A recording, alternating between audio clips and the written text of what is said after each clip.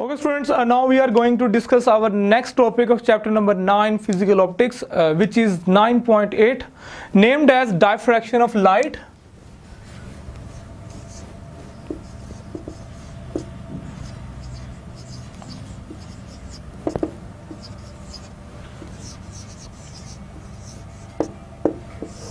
Okay students, अगला topic जो हम करने लगे हैं उसका नाम है डायफ्रैक्शन ऑफ लाइट.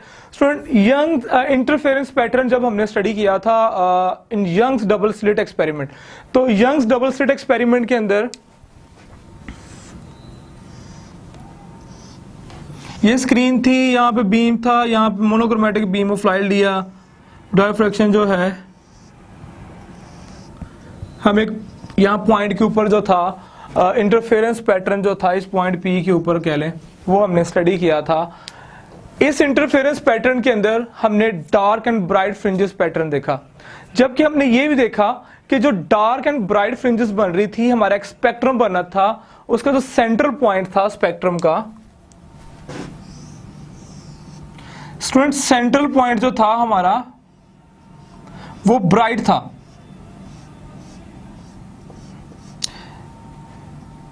इसे सेंट्रल पॉइंट कह लें, जिसे मैं रेड कलर कर रहा हूं.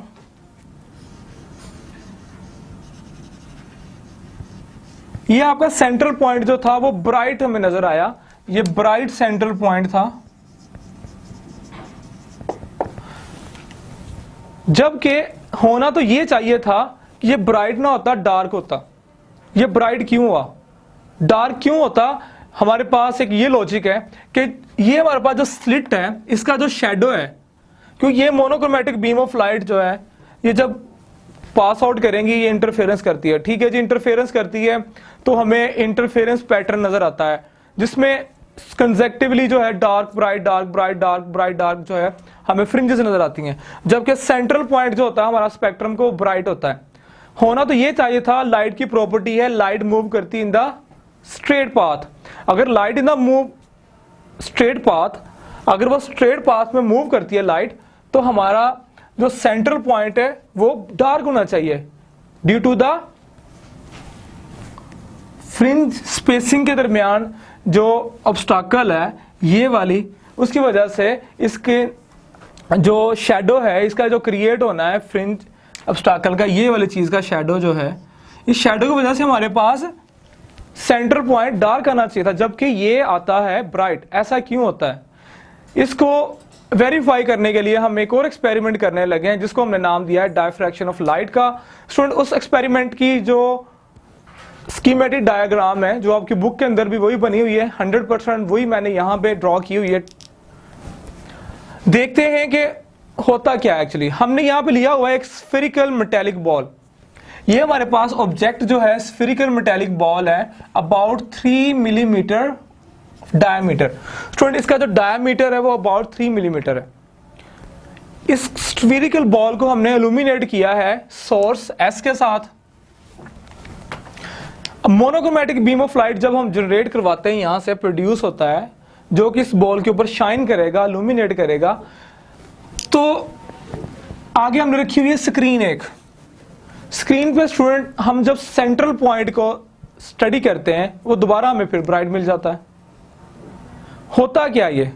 हाइगन्स ने कहा, हाइगन्स हमें बताता है कि जब ये मोनोक्रोमेटिक बीम ऑफ लाइट जो है, जब ये on the rim of the metallic ball या बॉब कह लें, उसके ऊपर जब शाइन करता है, जब ये मोनोक्रोमेटिक बीम ऑफ लाइट जो है जब इसके ऊपर स्ट्राइक करता है, तो ऑन द रिम जो है, रिम पॉइंट जो है, ये रिम पॉइंट जो है ये as a secondary source of light जो है बिहेव करते हैं.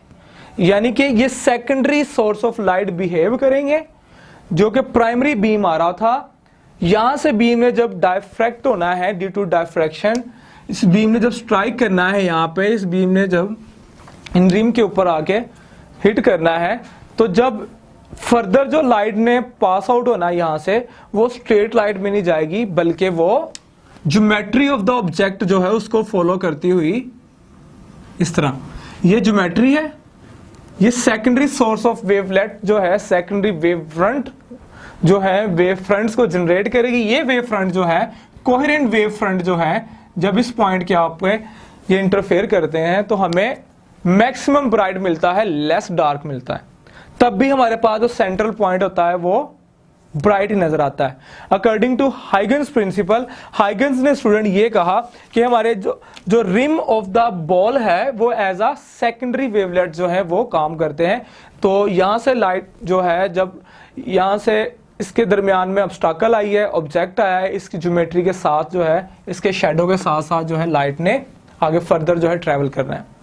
तो इस एक्सपेरिमेंट से क्लियरली ये वाज़ेह हो जाता है कि लाइट जो है ट्रेवल करती है स्ट्रेट पाथ में, लेकिन स्ट्रेट पाथ में ट्रेवल करती है अगर उसके सामने कोई भी ऑब्स्टैकल, कोई भी हिंड्रेंस, कोई भी रुकावट आ जाती है, कोई ऑब्जेक्ट आ जाता है, तो वो उस ऑब्जेक्ट पे जब शाइन करती है, उस ऑब्जेक्ट पे वो फॉल करती है, फॉल अपॉन होने के बाद लाइट जो है उसकी ज्योमेट्रिकल शेप को, उसके शेडो को ही फॉलो करती हुई आगे जो है फर्दर ट्रेवल करती है, और उसके बाद जो है वो हमें इंटरफेरेंस पैटर्न जो है नजर आता है।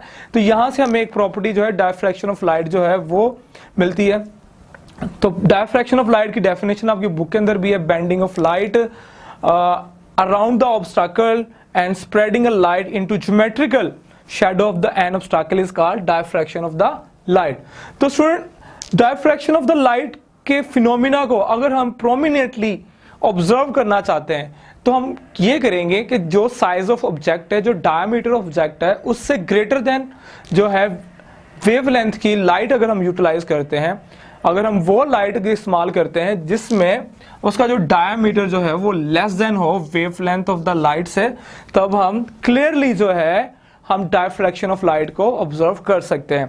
तो ये जो इंटरफेरेंस जो प्रोड्यूस हो रहा है, इंटरफेरेंस पैटर्न जो हमें नजर आएगा, उसके आगे जिसमें सेंट्रल पॉइंट जो हमारा होगा वो ब्राइट होगा। Interference pattern due to the वो प्राइमरी सोर्स ऑफ लाइट है जो कि ऑब्स्टैकल पे, ड्यू टू ऑब्स्टैकल जो है वो इंटरफेयर डायफ्रैक्ट होने के बाद जो है वो दो मोनोक्रोमेटिक कोहेरेंट सोर्स जो है बीम ऑफ लाइट प्रोड्यूस होते हैं, वो इंटरफेयर करते हैं और इंटरफेरेंस पैटर्न देते हैं। तो स्टूडेंट इस एक्सपेरिमेंट से हम ये वेरीफाइड करते हैं कि आवर सेंट्रल पॉइंट जो है, जब हमने यंग्स डबल स्लिट एक्सपेरिमेंट किया,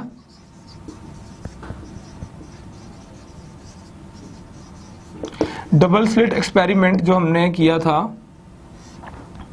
उसके अंदर हमें सेंट्रल पॉइंट जो है वो ब्राइट क्यों नजर आता है, डायफ्रैक्शन ऑफ लाइट जो है, ये एक्सपेरिमेंट भी उसे प्रूव करता है कि हमारा सेंट्रल पॉइंट जो है वो क्या होगा, वो ब्राइट ही होगा।